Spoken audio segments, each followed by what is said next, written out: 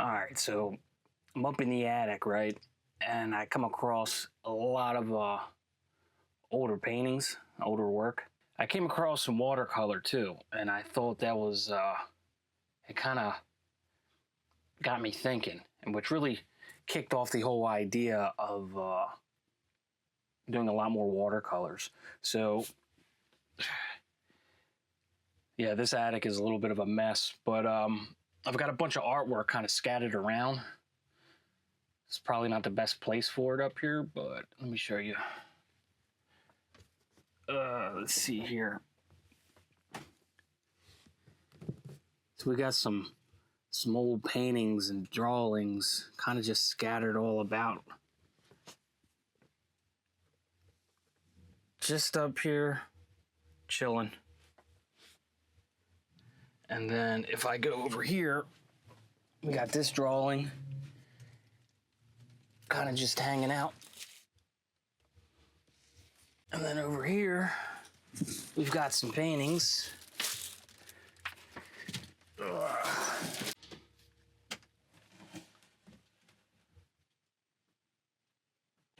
Let's see what else we got. Some more paintings just hanging out up in the attic. Probably should like hang them somewhere, right?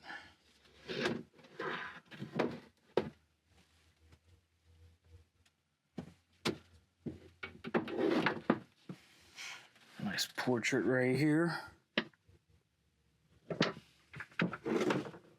And something I never finished. And then behind here, we've got another painting just hanging out. I really should find a place for it. So it's just not hiding away, being unseen. One day I'll figure it out. But for now, I came across some watercolor, right? And so I was like, here's an idea. So let's go ahead and see about it.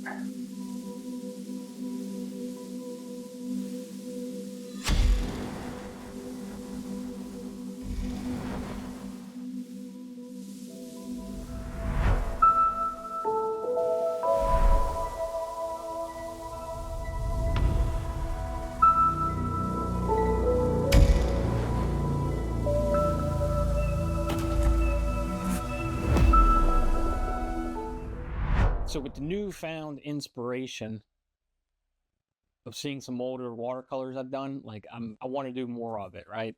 So I've been utilizing this Moleskine sketchbook, and I've just been doing these small little sketches, right, of these dogs, these animals. All right, let's see here, right there. And then the most recent one, the one that I want to talk about today, is this one right here. That's what I want to talk about. The method in which I'm doing it, I'm not doing a grid transfer. I'm not doing an outline. So you see a lot of watercolors, they have outlines already drawn, like perfect proportions outlined, and then they just go over with washes and just build value that way. Well, I want to take it more of a drawing, like a plein air oil painting almost, right? I want to draw it as I'm painting it, which has its challenges, you know, with watercolor, because I don't want to saturate the papers too much, blah, blah, blah, right? So I want to do a little time-lapse video and kind of explain the process of why or how I'm doing this.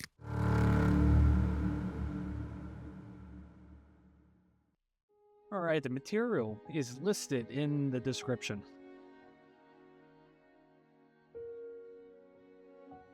So the subject of this drawing is a dog. Right, man's best friend, you know, represents loyalty, companionship. You know, most people can relate fondly to dogs, and I like the idea that the beautiful emotions can stir about when someone reflects on their own experience when viewing my painting.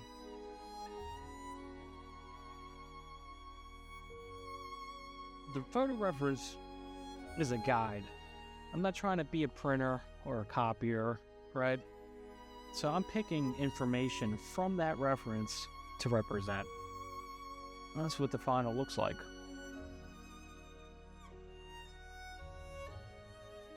So I'm interested in the marks and the type of marks. I'm not interested in replicating the camera's interpretation of the subject. I'm just trying to find my own interpretation.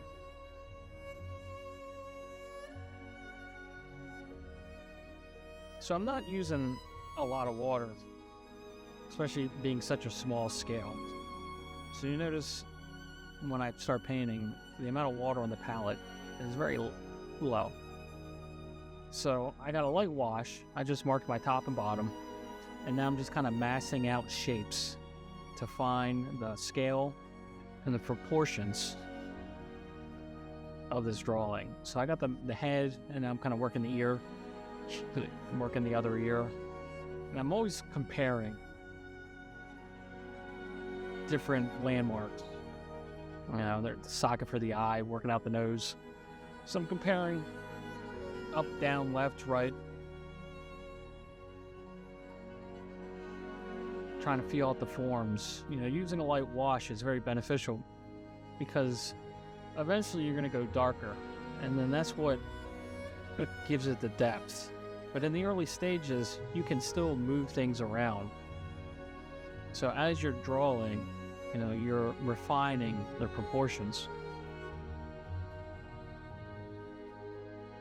And then when you get more confident in where things fall, then you go a little bit darker. You saturate the paint a little bit more.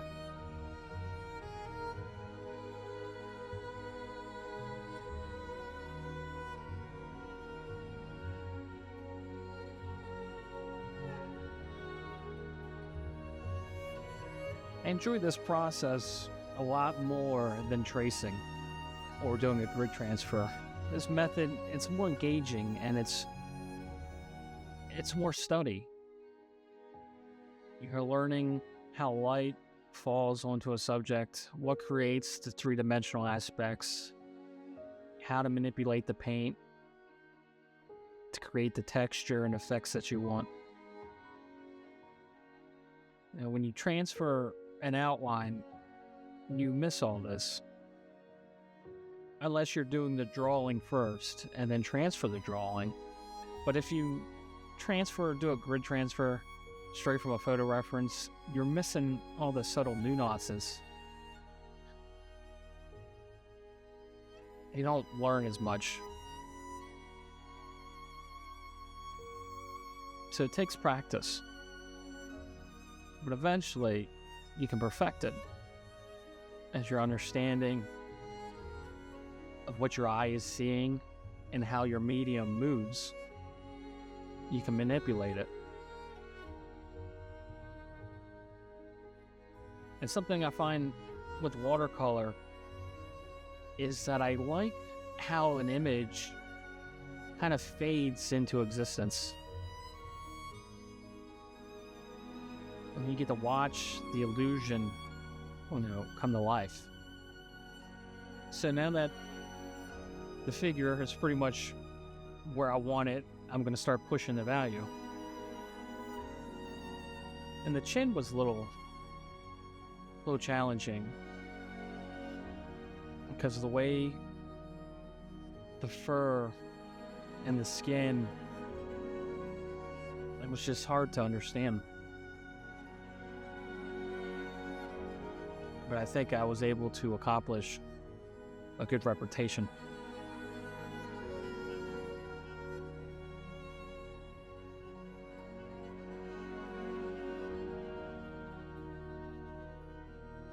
It's like all these marks, all these washes, how they melt into each other, layer on top.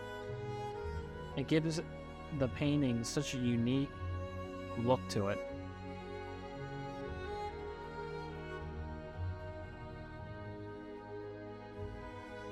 All these subtle nuances. I don't think I would be able to accomplish that if I traced. You have these happy accidents where things don't exactly work out, but they still work. Yes, what's also interesting about watercolor is how fluid it is. It's like it's sometimes they'll do things that you didn't intend. And that's okay.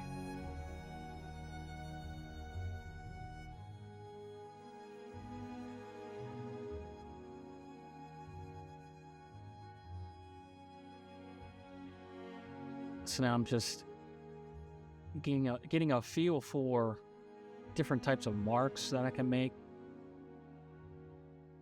different saturations.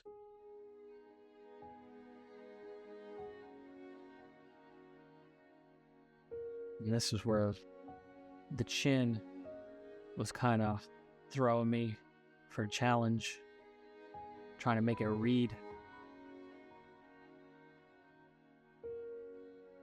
Just pushing the values and just working it. And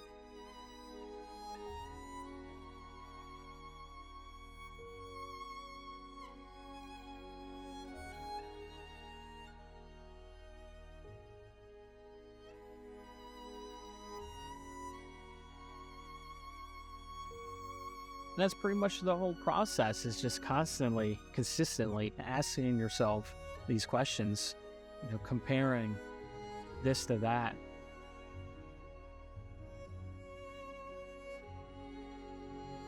I just keep pushing the values. You get more expressionist marks. It gives the painting character.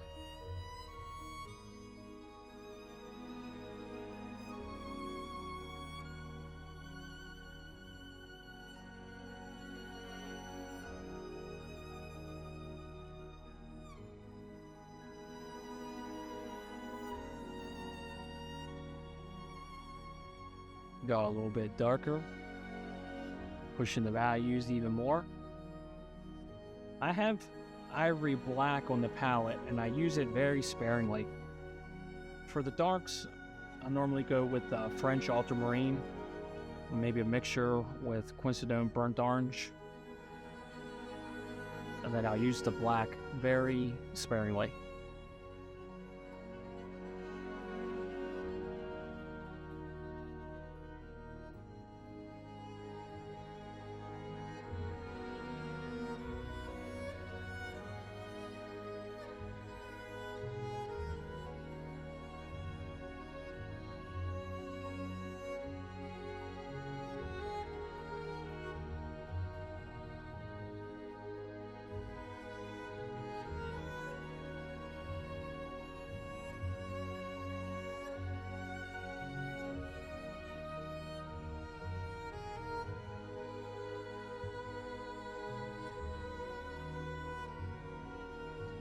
And I'll put a light wash in the background to help separate the figure from the background, kind of set it in space.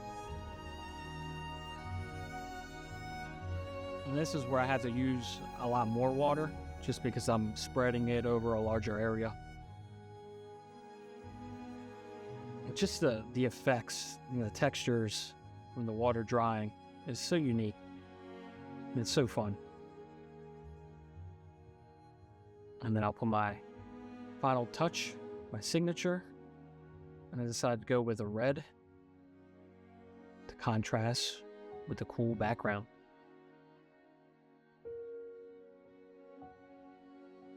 The Art of Scheme.